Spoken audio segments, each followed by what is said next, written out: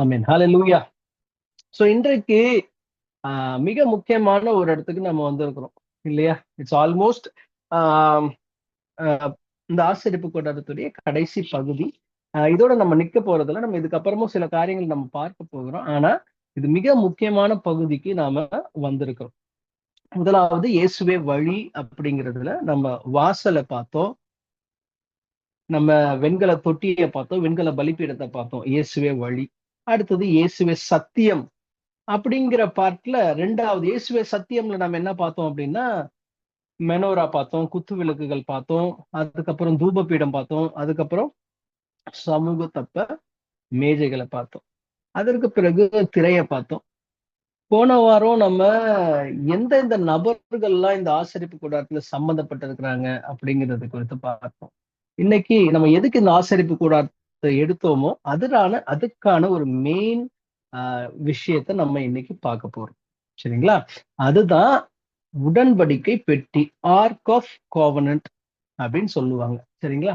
இதுதான் இந்த உடன்படிக்கை பெட்டி குறித்து நாம இன்னைக்கு பார்க்க போகிறோம். இந்த உடன்படிக்கை பெட்டி இருக்க போறதுதான் இயேசுவே ஜீவன் அப்படிங்கிறத நீங்க எப்போ அக்செப்ட் பண்றீங்களோ, அதாவது இயேசுதான் எனக்கு உயிர், எனக்கு வேற எதுவும் கிடையாது, இயேசுதான் எனக்கு எல்லாமே அப்படின்னு எப்ப அக்செப்ட் பண்றோமோ, ஜீவன்னா ஜீவன் இல்லாம நம்மளால இருக்க முடியுமா சொல்லுங்க? வழி தெரியலன்னா எங்கேயாச்சும் போய் முட்டிட்டு இருக்கலாம், சத்தியம் தெரியலன்னா எங்கேயோ போய் உட்கார்ந்துட்டு இருக்கலாம். ஆனா ஜீவன் இல்லை அப்படின்னா நம்மளால உயிர் வாழ முடியாது.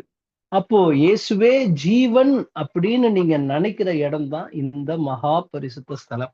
அப்ப இந்த உடன்படிக்கை பெட்டி எங்க இருக்கு அப்படின்னா, ஆசரிப்பு கூடாரத்துல மகா பரிசுத்த ஸ்தலம். அதாவது நம்ம திரைச்சிலை குறித்து பார்த்தோம் இல்லையா? அந்த திரைச்சிலைய விலக்கிட்டு உள்ள போனா அந்த இடம்தான் மகா பரிசுத்த ஸ்தலம். அந்த மகா பரிசுத்த ஸ்தலத்துக்குள்ளதான் இந்த உடன்படிக்கை பெட்டி இருக்குது. சரிங்களா? சோ இதற்கான வேத வசனத்தை நீங்க எடுத்துக்கொள்வீர்கள் என்றால் உங்களுக்கு புரியும். யாத்திராகமம் 25ஆம் அதிகாரம் 10ஆம் வசனம். சரிங்களா? எடுத்துக்கலாமா? யாத்திராகமம் 25:10.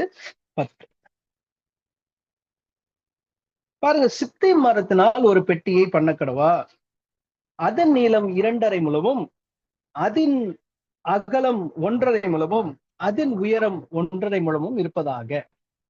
நல்லா கவனிங்க. ஒரு பெட்டி சிம்பிளா பண்ணணும். இன்னைக்கு கர்த்தருடைய கிருபையினால நான் ரொம்ப நாளா பண்ணணும்னு நினைச்சேன்.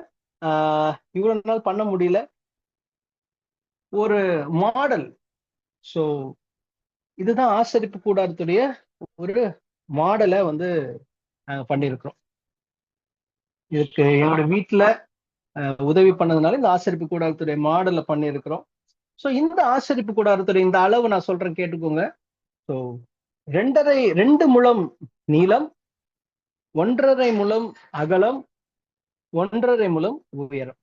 சோ இதோடைய அளவு இங்க இருக்கிறது மாறி இருக்கு, ஆனா அளவு சொல்றேன். சோ இதுதான், இப்படிதான் இந்த ஆசரிப்பு இந்த உடன்படிக்கை பெட்டி இப்படிதான் இருக்கும். அதற்கு பிறகு பாத்தீங்கன்னா, அதை முழுவதும் பொன் தகட்டால் மூடுவாயாக. ஃபுல்லா என்ன ஆகணும்? பொன் தகட்டால் மூடணும். அதன் உட்புறத்தையும் வெளிப்புறத்தையும் அதனால் மூட வேண்டும். இப்போ இதுவருக்கு முன்னாடி நம்ம பார்த்தோம் இல்லையா, தங்கத்தால செய்த காரியங்கள் எல்லாத்தையும் அதுல மேல பொன்னால மூடி இருப்பாங்க. ஆனா இது பாத்தீங்க அப்படின்னா உள்ளேயும் பொன்னால மூடி இருக்கிறாங்க. சோ உட்புறமும் பொன் தகட்டால் மூட வேண்டும். சோ அப்போ உடன்படிக்கை பெட்டி மகா பரிசு ஸ்தலத்துக்குள்ள இருக்கும் பொழுது நாம வெறுமனே வெளியே தங்க முலாம் பூசிக்கொண்டு இருந்தால் நம்மளால அந்த மகா பரிசு ஸ்தலத்துக்குள்ள போக முடியாது. பாருங்க, இதுக்கு முன்னாடி பார்த்தோம் தங்கத்தாலான மெனோரா, தங்கத்தாலான மேஜை, அதெல்லாம் பாக்குறப்போ அது வெறுமனே மேல தங்கத்தால மூடப்பட்டிருந்தது. ஆனா இந்த உடன்படிக்கை பெட்டி மிக முக்கியமான பாயிண்ட், வெளியவும் தங்கம், உள்ளேயும் தங்கம். அப்போ நம்ம வெளிய ஒரு சும்மா வேஷம் போட்டுட்டு சுத்திட்டு இருந்தா மகா பரிசு ஸ்தலத்துக்குள்ள போக முடியாது. அந்த 1-to-1 சந்திப்பு, ஆண்டவரை முகமுகமாய் சந்திக்கிற ஒரு காரியத்துக்கு நம்மளால போக முடியாது. அதற்கு பிறகு பாத்தீங்கன்னா அதுக்கு 4 பொன் வளையங்களை உண்டாக்கி அவைகளை 4 மூலைகளிலும் போட்டு ஒரு பக்கத்தில் 2 வளையங்களும் மறுபக்கத்தில் 2 வளையங்களும் இருக்கும்படி செய்து சித்தி மரத்தினால் தண்டுகளை செய்து, இதோ பாருங்க, இந்த தண்டுகள் தான் சித்தி மரம். இந்த சித்தி மரத்தினால் தண்டுகளை செய்து அதை என்ன பண்ணணும் அப்படின்னா அவைகளை பொன் தகட்டால் மூட வேண்டும். பாருங்க, கரெக்டா உள்ள குச்சி இருக்கு, இதுதான் சித்தி மர தகடுகள். சோ இத பொன் தகட்டால் என்ன பண்ணணும், மூடிட்டு அந்த தண்டுகளை பெட்டி சுமக்கும்படி அவைகளை பெட்டியின் பக்கங்களில் இருக்கும் வளையங்களில் பாய்ச்ச கடவாய். நல்லா கவனிங்க. சோ இந்த இந்த சித்தி மரத்தை குறித்து தானே சில காரியங்களை சொல்றேன் பாருங்களேன். இந்த சித்தி மரம் இருக்கு இல்லையா, இந்த சித்தி மரம் முட்கள் நிறைந்த மரம். அப்போ இந்த உடன்படிக்கை பெட்டிங்கிற ஒரு காரியம், கர்த்தருடைய பிரசன்னம் இறங்குகிற காரியம் தான் இந்த உடன்படிக்கை பெட்டி. இந்த இடத்துலதான், இந்த மேல இருக்கு பாருங்களேன், இதுக்கு அப்புறம் நான் வரேன். இந்த இந்த உடன்படிக்கை பெட்டி மேலதான் ஷெக்கினா மகிமை இறங்கும். அப்போ இதை தாங்குவதற்கு 2 கட்டைகள் வேண்டும். இந்த 2 கட்டை, இந்த சித்தி மரத்துல முள்ளு முள்ளா இருக்குமா, கருவேல மரத்தை போன்ற ஒரு காரியம் இந்த சித்தி மரம். அந்த முள்ள என்ன பண்ணுவாங்களா, இந்த கட்டைய இங்க சுமக்கணும், இந்த பிரசன்னத்தை சுமக்கணும்னா அந்த கட்டை மேல உள்ள முட்கள் எல்லாம் வெட்டப்படணும். முதலாவது அந்த கட்டை மேல உள்ள முட்கள் எல்லாம் வெட்டப்படணும். வெட்டப்பட்டுட்டு அப்போ நம்ம கிட்ட இருக்கிற தேவையில்லாத காரியங்கள், தேவையில்லாத அழுக்குகள், தேவையில்லாத பாவங்கள் எல்லாம் முதல்ல வெட்டப்படணும். அப்போதான் ஆண்டவருடைய பிரசன்னத்தை சுமக்கக்கூடிய ஒரு நபராய் நம்ம மாற முடியும். வெட்டிட்டு அதற்கு மேல அந்த பொன் தகடுகளால் என்ன பண்ணும், மூடிட்டு வசனம் சொல்லுது, அந்த வளையங்களிலே பாய்ச்ச கடவாய். நார்மலா நார்மலா சும்மா அந்த கேப் எல்லாம் இருக்கக்கூடாது. அந்த வளையத்துல என்ன பண்ணணும், எக்ஸாக்டா இத அந்த வளையத்துல பாய்ச்சணும். இந்த வளையத்துல இங்க ஒரு வளையம் இருக்கும், இங்க ஒரு வளையம் இருக்கும். இந்த வளையத்துல பாய்ச்சும் பொழுது அது நசுக்கப்பட்டு ஒடுக்கப்பட்டு கரெக்டா மேட்ச் ஆகி அந்த ஓட்டைக்குள்ள, அந்த வளையத்துக்குள்ள போற அளவுக்கு இருக்கணும். அப்படி சப்போஸ் இல்ல, அந்த வளையத்தை விட கொஞ்சம் பெருசா இருந்ததுன்னு நினைச்சுக்கோங்க, அது என்ன பண்ணுவாங்க, கத்தியினால இழைப்பாங்க. ஒருவேளை அது வளையத்தை விட சின்னதா இருந்தா தூக்கி போட்டுருவாங்க. அதுக்கு மேல என்ன பண்ண முடியாது, தொலை தொலைன்னு ஆடும். அப்ப அது என்ன பண்ண முடியாது, அதுக்குள்ள சொருக முடியாது. அப்போ சரியான சைஸ்ல, சரியான ஷேப்ல, கர்த்தருடைய வசனத்தை கொண்டும் ஆவியானவரை கொண்டும் ஜபத்தை கொண்டும் நாம கரெக்டான ஷேப்பா இருந்தாதான் இந்த வளையத்துக்குள்ள போக முடியும். ஆண்டவருடைய பிரசன்னத்தை சுமப்பதற்கு ஒரு கருவியாய் மாற முடியும். பாருங்க, இந்த ஒரு சின்ன கருவி நாம இருப்போம். ஏன் தெரியுமா, ஆண்டவருடைய பிரசன்னத்தை சுமந்து செல்வதற்கு.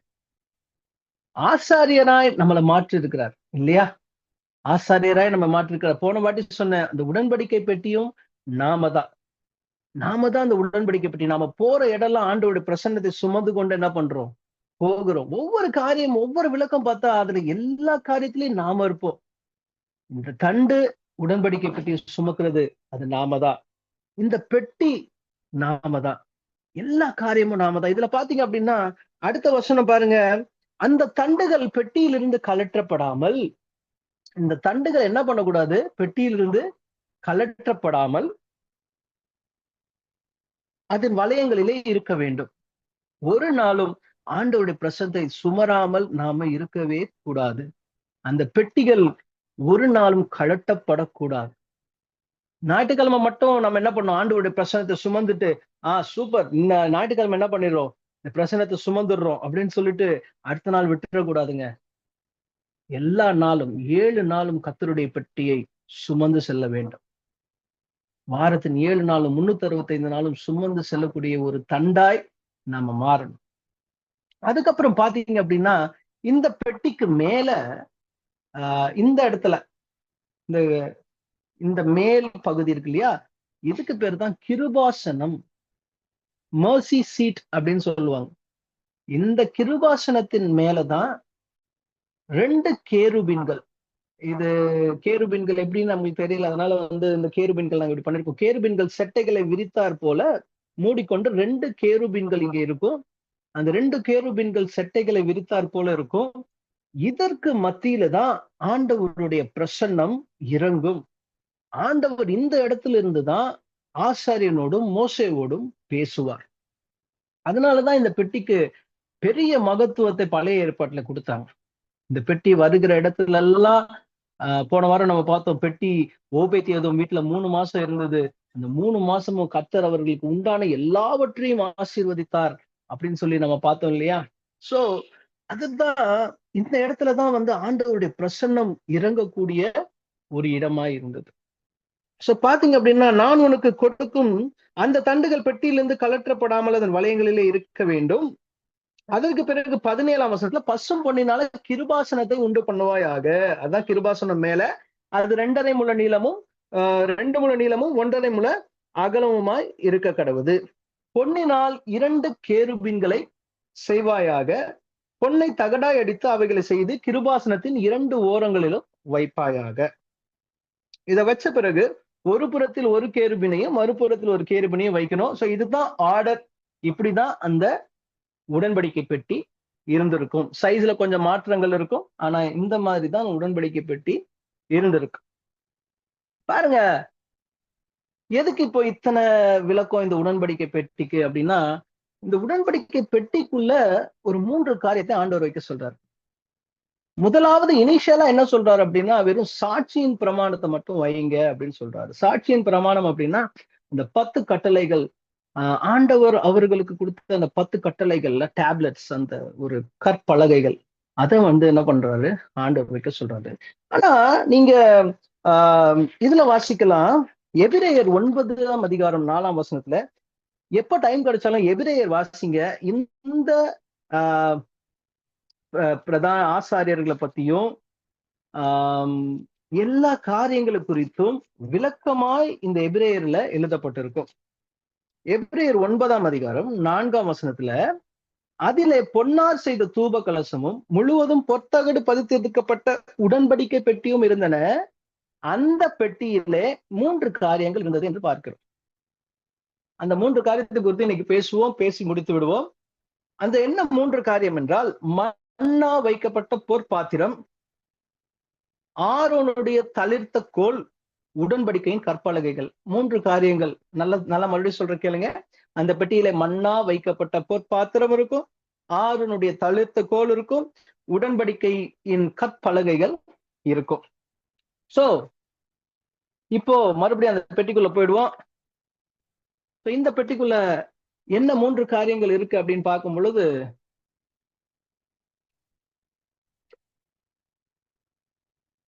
முதலாவது காரியங்கள் கற்பலகைகள். சோ மோசேக்கு ஆண்டவர் கொடுத்த கற்பலகைகள், 10 கட்டளைகள் நிறைந்த கற்பலகைகள் இந்த உடன்படிக்கை பெட்டிக்குள்ள இருக்கும். யாத்திராகமம் 34ஆம் அதிகாரத்துல முதலாவது ஒரு கற்பலகையை கொடுத்தாரு ஆண்டவர். அவரே கையால எழுதின கற்பலகை. ஆனா மோசே என்ன பண்ணிட்டாரு, அதை கோபத்துல உடைச்சு போட்டுட்டாரு. ஆனா 2வது கற்பலகைகள் மறுபடியும் மலைக்கு ஏற்றிவான்னு சொல்றாரு. வசனம் என்ன சொல்லுது, யாத்திராகம் 34ஆம் அதிகாரத்தை எடுத்துக்கிட்டீங்க அப்படின்னா 2ஆம் வசனத்துல சொல்லும், விடியற் காலமே எழுந்துவான். இந்த 3 காரியம் இருக்குல்ல, கற்பலகைகள், மன்னா வைக்கப்பட்ட பொற்பாத்திரம், ஆரோனின் தளிர்த்த கோல், இந்த 3மே ஆண்டவர் உங்களை எவ்வளவு நேசித்திருக்கிறார். ஏன் இது 1 to 1 அனுபவம் சொல்ற மகா பரிசு ஸ்தலத்துக்குள்ள ஏன் இந்த காரியம் இருக்கணும் அப்படின்னா, இது ஆண்டவர் ரொம்ப நேசித்ததால கொடுத்தது. இது ஆண்டவருடைய கையெழுத்து, ஆண்டவர் கைப்பட எழுதின ஒரு காரியம். பெக்யூலியர், இது வந்து இயற்கைக்கு அப்பாற்பட்ட ஒரு விஷயம். அதுதான் மகா பரிசு ஸ்தலத்துடைய அனுபவம். பரிசுத்த ஸ்தலத்துல எல்லாருமே போயிட முடியும், வெளியே இருக்கிற பிரகாரத்துல எல்லாருமே போக முடியும், பரிசுத்த ஸ்தலத்துக்குள்ள நிறைய பேர் போகலாம். ஆனா மகா பரிசுத்த ஸ்தலம்னு சொல்லும் பொழுது, அந்த மகா பரிசுத்த ஸ்தலத்துக்குள்ள போகும் பொழுது ஆண்டவரும் நீங்களும் அப்படியே 1 to 1 உலாவக்கூடிய ஒரு இடம், 1 to 1 பேசக்கூடிய இடம், 1 to 1 அன்பை பரிமாறி கொள்ளுகிற இடம், இதய துடிப்பை கேட்கிற இடம். இதுதான் மகா பரிசுத்த ஸ்தலம். ஆண்டவர் சொல்றாரு, 6 லட்சம் 20 லட்சம் பேர் இருக்காங்க, அதுல ஒரே ஒரு ஆள் மோசையை பார்த்து கூப்பிடுறாரு. அந்த அனுபவம் தான் இந்த 10 கட்டளை, அந்த கற்பனைகள். அந்த மோசைங்கிற ஒரு ஆள் எல்லாம் முடிச்சு 10,000 பேர்ல ஒருத்தன், 1 லட்சம் பேர்ல ஒருத்தன் செலக்ட் ஆகுறாங்கல்ல, அந்த அனுபவம் தான் மகா பரிசு. எல்லாருக்கும் கிடைக்காது. அந்த மோசையை கூப்பிடுறாரு, நீ அதிகாலமே எழுந்திரு, அதிகாலமே ஏஞ்சு வா. முதலாவது இந்த மகா பரிசு ஸ்தலத்துடைய அனுபவத்துல ஃபர்ஸ்ட் இருக்க வேண்டியது அதிகாலை ஆண்டவருடைய சந்திப்பு. இந்த அதிகாலை சந்திப்பு மாதிரி ஒரு ஒரு அளவலாவிய ஒரு காரியம், அதற்கு மேல ஒரு காரியம் இருக்குமா அப்படின்னா எனக்கு தெரியல. ஏன்னா அது ஒரு அளவில்லாத ஒரு ஆசீர்வாதம். ஒருத்தரை நம்ம ரொம்ப நேசிக்கிறோம், ஒருத்தர் ரொம்ப நம்ம நேசிக்கிறோம் அப்படின்னா, உதாரணத்துக்கு சொன்னோம் அப்படின்னா, என் பையன் என்ன பண்ணுவான்னா, காலையில தூங்கி ஏந்திரிச்சோனே, நான் சப்போஸ் பக்கத்துல பெட்ல இல்ல அப்படின்னா, ஓடி வந்து, "அப்பா எங்க?" அப்படின்னு கேட்பான். தூக்கத்துல இருந்து ஏந்திரிச்சோனே முதலாவது, "அப்பா எங்க?" அப்படின்னு கேட்கும் பொழுது, அந்த ஒரு அன்பு இருக்குல்ல, காலையில ஏந்திரிச்சோனே ஒருத்தர பார்க்கணும் அப்படின்னு சொல்லிட்டு. அப்போ ஆண்டவர் எந்த அளவிற்கு நேசிச்சா, அந்த அதிகாலை ஜெபத்த ஆண்டவர் எதிர்பார்க்கிறாரு. எது தெரியுமா? பையன் என்ன காலையில ஏந்திரிச்சோனே முதலாவது என்ன தேடுவானா? அப்படின்னு நோக்குறது தான் இந்த அதிகாலை ஜெபம். அப்போ மோசே சொல்றான், "நீ அதிகாலையில எந்திரிச்சு வா." இன்னொன்னு சொல்றாரு, "நோ ஒன், யாரும் உன் கூட வரக்கூடாதுப்பா." 34ஆம் அதிகாரம் 3ஆம் வசனத்துல சொல்லுவாரு, யாரும் உன் கூட என்ன பண்ணக்கூடாது? வரக்கூடாது. நீ தனியா தான் வரணும். நீ ஒரு ஆளுக்கு மட்டும் தான் அந்த அனுபவம். வேற யாருக்கும் அந்த அனுபவம் கிடையாது. மகா பரிசு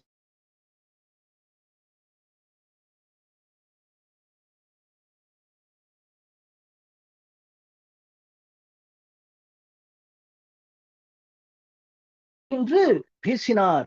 எவ்வளவு ஒரு பாக்கியம் பாருங்க. கிட்ட வந்ததும் இல்லாம, எல்லாமே பண்ணதும் இல்லாம, வசனம் சொல்லுது, கர்த்தர் ஒரு மேகத்திலே இறங்கி, அங்கே அவன் அருகே நின்று கர்த்தருடைய நாமத்தை கூறினார். 28ஆம் வசனம் சொல்லும், அவன் 40 நாள் அப்பமும் தண்ணீரும் இல்லாமல் இருந்தான். அப்போ சோறு ஞாபகம் வரல, தூக்கம் ஞாபகம் வரல, தண்ணி ஞாபகம் வரல, தாகம் ஞாபகம் வரல, வேலை ஞாபகம் வரல, விட்டுட்டு வந்த 20 லட்சம் பேர் ஞாபகம் வரல. இந்த இடத்துல இருந்தது மோசே, ஆண்டவர். இதுதான் அந்த மகா பரிசு ஸ்தலத்தின் அனுபவம். நம்ம உலக கவலைகளால் நெருக்கி கொண்டே போய் கொண்டிருக்கிறோம். என்ன பண்றது? இது ஜெபத்துக்கு டைம் இல்ல, பைபிள் வாசிக்க டைம் இல்ல, இப்படின்னு போயிட்டு இருக்கோம். ஆனா இந்த கற்பலகை கிடைத்தது என்பது மகா பரிசுத்த ஸ்தலத்தின் அனுபவத்துல. வேற யாரும் கிடையாது. ஆண்டவரும் மோசேவும் மாத்திரம். வாங்கிட்டு கீழே வராரு. இந்த கற்பலகையில வாங்கிட்டு கீழே வராரு.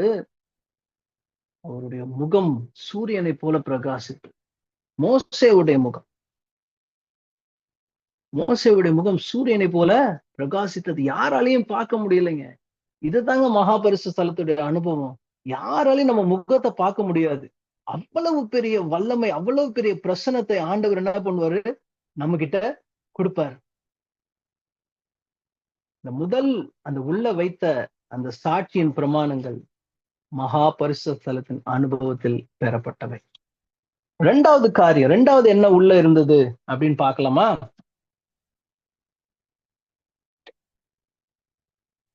இரண்டாவது, மன்னா வைக்கப்பட்ட பொற்பாத்திரம். என்ன இருந்தது? மன்னா வைக்கப்பட்ட பொற்பாத்திரம். இந்த மன்னா எதற்கு இதா இருக்கு அப்படின்னா, யாத்ராகமம் 16ஆம் வசனத்துல, யாத்ராகமம் 16ஆம் அதிகாரம் 13 பாருங்க. சாயங்காலத்துல காடைகள் வந்து பாளையத்தை மூடிக்கொண்டது. இந்த பெய்திருந்த பனி நீங்கின பின், இதோ வனாந்திரத்தின் மீதெங்கும் உருட்சியான ஒரு சிறிய வஸ்து உறைந்த பனிக்கட்டி பொடியத்தனையாய் தரையின் மேல் கிடந்தது. அதுதான் இந்த மன்னா. அப்ப ஆண்டவர் என்ன சொல்றார் அப்படின்னா, இந்த மன்னா குறித்து சொல்லும் பொழுது 32ஆம் வசனம் 33ஆம் வசனத்துல, அப்பொழுது மோசே, கர்த்தர் கட்டளையிட்ட காரியம் என்னவென்றால், நான் உங்களை எகிப்து தேசத்திலிருந்து புறப்பட பண்ணின போது வனாந்திரத்தில் உங்களுக்கு புசிக்க கொடுத்த அப்பத்தை, இந்த அப்பத்தை, மன்னா என்கிற இந்த அப்பத்தை உங்கள் சந்ததியாரும் பார்க்கும்படிக்கு அவர்களுக்காக அதை காப்பதற்கு ஒரு ஓமர் நிறைய எடுத்து வைக்க வேண்டும். இத ஒரு பாத்திரத்துல என்ன பண்ணு, ஒரு சாம்பிள் எடுத்து வை. நீ என்ன பண்ணு, மோசே ஆரோனை நோக்கி ஒரு கலசத்தை எடுத்து அதுல ஒரு ஓமர் அளவு மன்னாவை போட்டு வை அப்படிங்கிறார். இந்த மன்னா எதுக்கு இந்த உடன்படிக்கை பெட்டிக்குள்ள இருக்கணும் அப்படின்னா, நான் சொன்னேன் இல்லையா, இயேசுதான் ஜீவன்கிறத நம்ம புரிஞ்சுக்கணும். இது அதுக்குதான் அடையாளம். 40 வருஷம் அவர்களுக்கு வேற உணவு கிடையாது. 40 வருஷம் அவர்களுக்கு ஜீவனை காப்பாத்திக்கிறதுக்கு வேற எதுவுமே கிடையாது. ஆண்டவர் தந்த இந்த மன்னாவை வைத்துத்தான் அவர்கள் பிழைத்துக் கொண்டிருந்தார். இந்த மன்னா நான் ஏசப்பா கொடுத்தா மட்டும்தான் எனக்கு ஜீவன். அதனால்தான் அனுதின உணவை எங்களுக்கு அன்றன்றுள்ள அப்பத்தை எனக்கு தாரும்னு டெய்லி நாம ஜெபிக்கிறோம். ஏன்னா என்னைக்கு நம்ம சம்பாதிச்சு நம்ம காசுல சாப்பிடுறோம் நினைக்கிறோமோ அன்னைக்கு நம்ம மகா பரிசுத்தின் அனுபவத்துல இருந்து வெளியே வந்துருவோம். ஆண்டவர் தான் நமக்கு உணவளிக்கிறார் அப்படின்னு நீங்க நினைச்சீங்கன்னா, ஆண்டவர் தான் ஒரு சின்ன ஒரு சாம்பார் சாதம் சாப்பிடுறோமோ, தயிர் சாதம் சாப்பிடுறோமோ, அந்த உணவு ஆண்டவர் தான் அளிக்கிறார் அப்படிங்கிறத நீ ஞாபகம் வச்சுக்கணும். அவர் இல்லாம உனக்கு ஜீவன் கிடையாது, அவர் இல்லாம நம்ம ஒண்ணுமே கிடையாது அப்படிங்கிற காரியத்தை நம்ம புரிஞ்சுக்கணுங்கிறதுக்காக இஸ்ரவேல் ஜனங்களுக்கு ஞாபகம் வச்சுக்கணும். என்னைக்குமே நீ 40 வருஷம் உனக்கு நீ சம்பாதிச்சு சாப்பிடலப்பா, நான் உனக்கு சாப்பாடு கொடுத்தேன் அப்படிங்கிற காரியத்தை அவர்கள் புரிந்து கொள்ள வேண்டும் என்பதற்காக இந்த மண்ணா வைக்கப்பட்ட பொற்பாத்திரத்தை என்ன பண்ணாரு, அங்க வச்சார். அடுத்து மூன்றாவது ஒரு காரியம் இருக்கு. மூன்றாவது ஒரு காரியம் ஆரோனுடைய தளிர்த்த கோல். பாருங்க, அருமையா இருக்கு பாருங்க கோல். இது வெறும் கோலா தான் இருந்தது, வெறுமனே ஒரு சாதாரண கோலா தான் இருந்தது. இந்த கோல் பூ பூத்து வாதுமை பழங்களை கொடுத்தது ஏன் தெரியுமா? இது ஆண்டவர் நம்ம மேல் வைத்த அன்பு. ஆண்டவர் உங்களை உயர்த்தி வைத்த ஒரு காரியம். இதை யோசிக்கும் போது அழுகதான் நமக்கு வரும். எல்லாம் போட்டி போட்டு வந்துட்டாங்க. மோசே நீ மட்டும் தான் பேசுவியா, உங்க அண்ணன் மட்டும் தான் பேசுவாரா, ஏன் நாங்கெல்லாம் பேச மாட்டோமா, எங்க கிட்ட ஆண்டவர் பேச மாட்டாரா அப்படின்னு சொன்னப்போ மோசேக்கும் ஆரோனுக்கும் ஒரு மாதிரி ஆயிப்போச்சு. கதறி அழுகுறாங்க, என்ன பண்றதுன்னு தெரியல. என்ன ஆண்டவர், நாங்க இவ்வளவு கஷ்டப்பட்டு இவங்களை கூட்டிட்டு வந்தோமே, இப்படி ஆயிடுச்சுன்னு சொல்றப்போ ஆண்டவர் சொல்றாரு, எல்லா கோத்திரத்துல இருந்தும் ஒவ்வொரு கோல் எடுத்துனுவா, இந்த கோல் எல்லாம் வை. எந்த கோல் துளிர்த்து இருக்கிறதோ, எந்த கோல் பூ பூத்து இருக்கிறதோ, எந்த கோல்ல இந்த வாதுமை பழங்கள் வந்திருக்கிறதோ அவனையே நான் தேர்ந்தெடுத்தேன்னு சொல்லு. இப்போ அந்த இடத்துல ஆண்டவர் மோசேயின் மேல வைத்த, ஆரோனின் மேல் வைத்த அன்பை இந்த இடத்துல வெளிப்படுத்துகிறார்ல. அடுத்த நாள் பாக்குறாங்க, காலையில பார்த்தா இந்த கோல் மாத்திரம் வெறும் குச்சியா இருந்தது. வெறும் குச்சி. கோல்னா என்ன? வெறும் குச்சி தான், காஞ்சி போன குச்சி, எப்பவோ மரத்துல இருந்து வெட்டின ஒரு குச்சி தான் கோல். அந்த கோல் என் ஆண்டவர் வைத்த அன்புனால ஒரு நைட்ல அது பூத்திருந்தது, அது துளிர்த்திருந்தது, அது இலை வந்திருந்தது, அதுல கனி வந்திருந்தது, அதுல பூ வளர்ந்திருந்தது. பாருங்க, இந்த 3 அனுபவங்கள். ஒண்ணு, ஆண்டவரோட 1 to 1 இருந்து அவர் பேசின காரியங்கள், மகா பரிசுத்த ஸ்தலத்தின் அனுபவம். 2வது, ஆண்டவர் தான் என்னுடைய ஜீவன். மன்னா இல்லாம நான் இல்ல, வேத வசனம் இல்லாம நான் இல்ல. ஆண்டவர் கொடுத்தாதான் எனக்கு சாப்பாடு, ஆண்டவர் கொடுத்தாதான் எனக்கு வேலை, ஆண்டவர் கொடுத்தாதான் எனக்கு அறிவு, எனக்கு மத்தபடி நான் 0 அப்படின்னு நினைக்கிறது தான் இந்த மகா பரிசுத்த ஸ்தலம். 3வது, ஆண்டவர் நம்மேல் வைத்த அன்பு, நம்மேல் வைத்த கிருபை. எத்தனையோ பேர் இருந்தப்போ நம்முடைய கோலை மட்டும் துளிர்த்த அந்த அன்பு இருக்குல்ல. எத்தனையோ கோல் சும்மா இருந்துச்சு, ஆனா ஆரோனுடைய கோல் மாத்திரம் துளிர்த்து இருந்தது. அந்த அன்பு இந்த 3வது காரியம். இந்த 3 காரியமும் அந்த உடன்படிக்கை பெட்டிக்குள்ள இருந்தது. பாருங்க, எத்தனை பேருக்கு இந்த காரியம் புரிஞ்சிருக்குன்னு தெரியல. இது வரைக்கும் பார்த்துட்டோம், இது கிறிஸ்தவ வாழ்க்கை இவ்வளவுதானா? ஞானஸ்தானம் எடுத்தாச்சு, பரிசு ஸ்தலத்திலே எடுத்தாச்சு, ஞானஸ்தானம் எடுத்துட்டு உள்ள வந்தாச்சு, பைபிள் வாசிச்சாச்சு, ஜெபம் பண்ணியாச்சு, பரிசுத்தாவி பெற்றாச்சு, பரிசு ஸ்தலத்திலே வாழ்க்கை முடிஞ்சிருச்சுன்னு நினைக்காதீங்க. அடுத்து மகா பரிசு ஸ்தலத்துக்குள்ள போறீங்க அப்படின்னா இந்த 3 காரியங்களும் ஒரு அவசியம். ஆண்டவரோட 1 to 1 பேசுகிற அனுபவம், அவரோடு கூட நின்னு அவரோடு கூட பேசுகிற அனுபவம், அவரோடு கூட சம்பாஷிக்கிற அனுபவம். எப்படி ஏனோக்கு ஆண்டவரோடு கூட சஞ்சரித்தானோ, நோவா எப்படி ஒரு நண்பனை போல பேசினானோ, மோசே தேவனோட முகமுகமா எப்படி பேசினானோ, எலியா எப்படி எடுத்துக்கொள்ளப்பட்டாரோ, அந்த போல பவுல் எப்படி 3ஆம் வானத்திற்கு, இதெல்லாம் ஆச்சரியமான ஒரு அனுபவம் இல்ல, இயற்கைக்கு அப்பாற்பட்ட அனுபவம். அதுதான் இந்த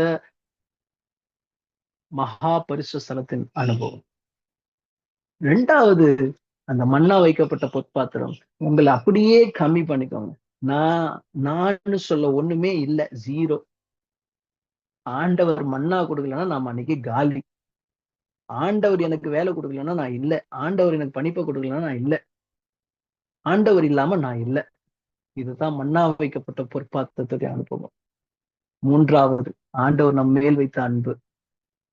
எத்தனையோ அப்படி சுத்தி பாருங்களேன், உங்க வீட்டுக்கு பக்கத்துல, பக்கத்து வீட்டுல இருக்கிறவங்க ரட்சிக்கப்பட்டிருக்காங்களா, இந்த பக்கம் இருக்கிறவங்க ரட்சிக்கப்பட்டிருக்காங்களா, அந்த கோல் துளித்து இருந்ததா, இந்த கோல் துளித்து இருக்கா, இந்த கோல் துளித்து இருக்கா, இந்த கோல் துளித்து இருக்கா, சுத்தி பாருங்க.